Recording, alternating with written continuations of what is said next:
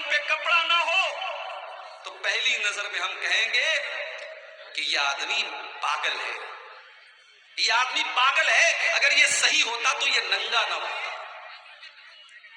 ایک عقل مند انسان جس کا دماغ صحیح طریقے سے کام کر رہا ہو، ایسا نہیں ہو سکتا کہ وہ ننگا گھومے گا، کیونکہ لباس ہماری ستر پوشی کرتا ہے، ہماری شرمگاہ کو ڈھانپتا ہے، ہماری عزت پر پردہ ڈالتا ہے۔ اب ذرا قرآن کی آیت پر غور کرو، ہن لباس لکم وانتم لباس لہن، تمہاری بیوی تمہارے لیے لباس ہے، تم اپنی بیوی کے لیے لباس ہو۔ وہ تمہاری عزت پر پردہ ڈالتی ہے، تم اس کی عزت پر پردہ ڈالتے ہو۔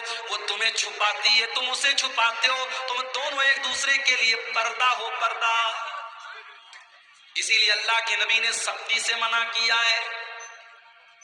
سہاگ رات کے بعد لڑکے اپنے دوستوں سے شیئر کرتے ہیں اپنی باتیں، اسلام نے قطعی طور پر حرام کیا ہے۔ بیڈ روم کے اندر میاں بیوی کے درمیان جو باتیں ہو رہی ہیں، جو محبت ہو رہی ہے، وہ میاں بیوی کے درمیان کا ایک راز ہے، ایک سیکرٹ ہے۔ اس سیکرٹ کو آپ کو کسی کے سامنے ظاہر نہیں کرنا ہے۔ خبردار خبردار، کوئی عورت اپنی سہیلیوں کو نہ بتائے، کوئی مرد اپنے دوستوں کو نہ بتائے۔ اللہ کے نبی نے منع کیا ہے۔ کیوں منع کیا ہے؟ فرمایا ہن لباس لکم وانتم لباس لہن، تم دونوں ایک دوسرے کا لباس ہو، اور لباس کا کام تو پردہ ڈالنا ہوتا ہے، لباس کا کام بے پردہ کرنا نہیں ہوتا۔ اللہ، یہ محبت ہے جو نکاح کے ذریعے پیدا ہوتی ہے میرے بھائی۔ اسی لیے اسلام نے نکاح کرنے کا حکم دیا اور نکاح کو آسان بنانے کا بھی حکم دیا۔ اللہ کے نبی فرماتے خیر النکاح ایسرہ، سب سے زیادہ برکت والا نکاح وہ ہے جس کے اندر سب سے کم خرچ کیا جائے، سب سے آسانی کے ساتھ نکاح ہو جائے۔ اسی لیے اللہ کے نبی نے نکاح کو آسان کرتے ہوئے فرمایا اذا خطب، جب تمہارے لڑکا یا لڑکی کے لیے اذا خطب الیکم ممن ترضون دینہ وخلقہ، جب تمہارے لڑکا یا لڑکی کے لیے کوئی اچھا رشتہ آ جائے، دیندار گھر کا رشتہ آ جائے، اچھے اخلاق والے گھر کا رشتہ آ جائے، فزوجوہ، تو تم اپنی لڑکی کی شادی کر دو، تم اپنے لڑکے کی شادی کر دو۔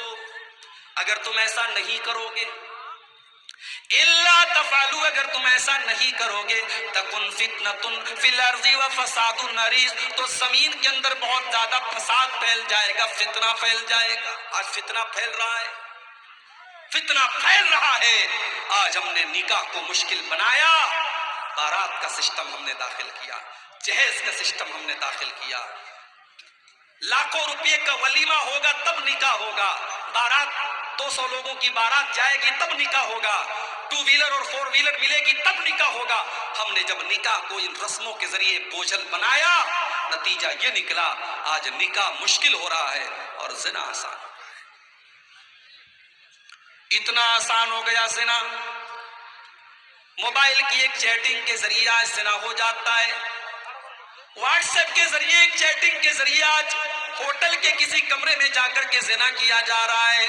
آج زنا اس قدر عام ہو رہا ہے، ہم نے نکاح کو مشکل بنا کر کے میرے پیارے ساتھیوں، ہم نے زنا کو آسان بنا دیا۔ یاد رکھو میرے بھائیوں، تبلیغی جلسہ ہے، اصلاحی جلسہ ہے، میں وہی باتیں کروں گا جس کا تعلق سماج کی اصلاح سے ہے۔ اگر میری باتیں آپ کو بری لگے تو مجھے معاف کرنا، مگر جو سماج کی حقیقت ہے وہ میں آپ کو دکھاؤں گا۔ آج ہم نے اور آپ نے زنا کو آسان کر دیا اور نکاح کو مشکل کر دیا۔ کتنے گھروں میں لڑکیاں آج 30-30 سال کی ہو گئی، باپ کے پاس بیٹیوں کے جہیز کا انتظام نہیں ہے، بیٹیوں کی شادی کرنے کے لائق وہ نہیں ہے، وہ بیچارہ غریب ہے، مزدور ہے، وہ کیسے کیسے اپنی روزی روٹی چلاتا ہے، وہ کہاں سے لاکھوں روپے کا انتظام کرے گا۔ 30-30 سال کی، 35-35 سال کی بن بیاہی لڑکیاں آج بیٹھی ہوئی ہیں۔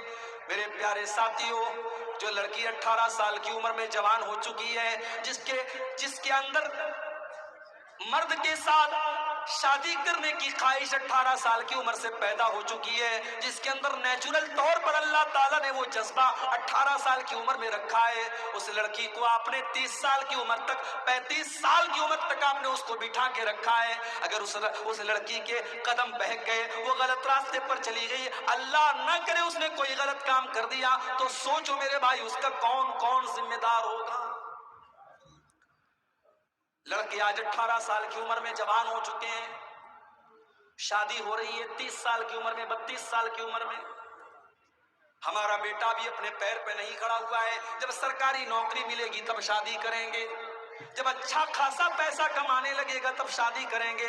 لڑکا 18 سال کی عمر میں جوان ہوا، آپ شادی کر رہے ہیں 30 سال کی عمر میں، کیا 12 سال تک وہ کیا نماز پڑھ کر کے اور تہجد پڑھ کر کے اور قرآن پڑھ کر کے اپنے آپ کو گناہوں سے بچا لے گا؟ نہیں میرے پیارے ساتھیوں، یہ بڑا مشکل راستہ ہے، یہ بڑی مشکل ڈگر ہے۔ آپ اپنے بچے اور بچیوں کو خطرے میں ڈال رہے ہیں، انہیں غلط راستے پر لے کے جا رہے ہیں۔ اللہ کے نبی فرماتے ہیں، یا معاشر الشباب من استطاع منکم الباء فلیتزوج فإنہ اغض للبصر واحسن للفرج۔ اللہ کے نبی فرماتے ہیں، اے نوجوانوں، جب تم شادی کے قابل ہو جاؤ، جب تم جوان ہو جاؤ اور بیوی کا خرچہ اٹھانے کے قابل ہو جاؤ، فلیتزوج، تو تم نکاح کر لو۔ علماء کہتے ہیں یہاں نبی نے حکم دیا ہے فلیتزوج، ہمارے علماء بیٹے ان سے پوچھ لو، فلیتزوج یہ امر کا صیغہ ہے، اور شریعت کا قاعدہ ہے کہ امر کا صیغہ وجوب پر دلالت کرتا ہے۔ جہاں قرآن اور حدیث میں حکم دیا جائے اور دوسرا کوئی قرینہ موجود نہ ہو تو وہاں امر وجوب پر دلالت کرتا ہے۔ اس لیے جس نوجوان کو زنا کا خطرہ ہو اس کے لیے شادی کرنا فرض ہے، فرض، اس کے لیے شادی کرنا فرض اور واجب ہے۔ اگر زنا کا خطرہ ہے تو اس مرد کے لیے اور اس عورت کے لیے نکاح کرنا فرض ہے میرے پیارے ساتھیوں۔ نکاح سنت نہیں ہے، نکاح مستحب نہیں ہے، نکاح کرنا فرض ہے اس انسان کے لیے۔ اور کیوں کرنا ہے اس کو نکاح؟ نبی اکرم نے وجہ بھی بتا دی، فَإِنَّهُ أَغَضُّ لِلْبَصَرِ، جب وہ شادی کر لے گا تو اس کی نگاہیں جھک جائیں گی، اس کے پاس حلال طریقے سے اپنی شہوت کو پورا کرنے کے لیے اس کی بیوی موجود ہوگی، اس کی نگاہوں پر اس کو کنٹرول ہو جائے گا، وہ احسن للفرج، اور اس کی شرمگاہ بھی محفوظ ہو جائے گی، وہ شرمگاہ کا بھی غلط استعمال نہیں کرے گا۔ یہ ہے نکاح کی برکت۔ نکاح کے ذریعے آپ کی شرمگاہ اور آپ کی نظریں یہ دونوں محفوظ ہو جائیں گی۔ اچھا، نظر کا شرمگاہ سے بڑا گہرا تعلق ہے۔ اگر انسان کو اپنی نظروں پر کنٹرول نہیں ہے تو شرمگاہ پر بھی کنٹرول ہونا مشکل ہے۔ جو دن رات موبائل پر ننگی تصویریں دیکھے گا اس سے کوئی بعید بات نہیں ہے کہ وہ زنا بھی کر لے گا۔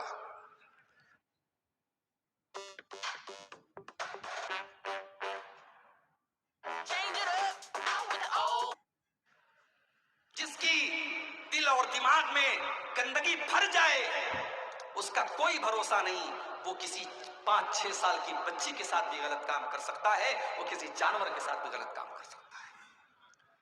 اسی لیے اللہ کے نبی فرماتے ہیں العینان زناہما النظر، آنکھوں کا زنا غلط چیزوں کو دیکھنا ہے، والاذنان زناہما الاستماع، کانوں کا زنا غلط چیزوں کو سننا ہے، واللسان زناہ الکلام، اور زبان کا زنا غلط چیزوں کو زبان سے نکالنا ہے، والید زناہ البطش، اور ہاتھوں کا زنا غلط چیزوں کو ٹچ کرنا ہے۔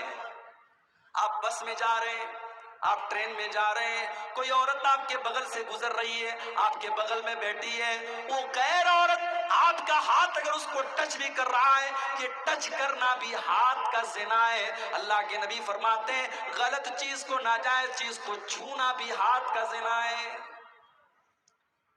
اسی لیے اللہ کے نبی نے فرمایا کہ کسی کے سر پہ لوہے کے ہتھوڑے سے مار کر کے اس کے سر میں لوہے کی کیل ٹھوک دی جائے، یہ اتنی تکلیف کی چیز نہیں ہے۔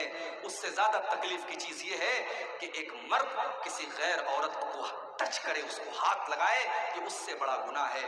اس کے سر پہ اگر لوہے کی کیل ٹھوک دی جائے اس میں کم تکلیف ہے جتنی تکلیف اس کو قیامت کے دن اس پر ہوگی کہ اس نے کسی غیر عورت کو ٹچ کیا تھا۔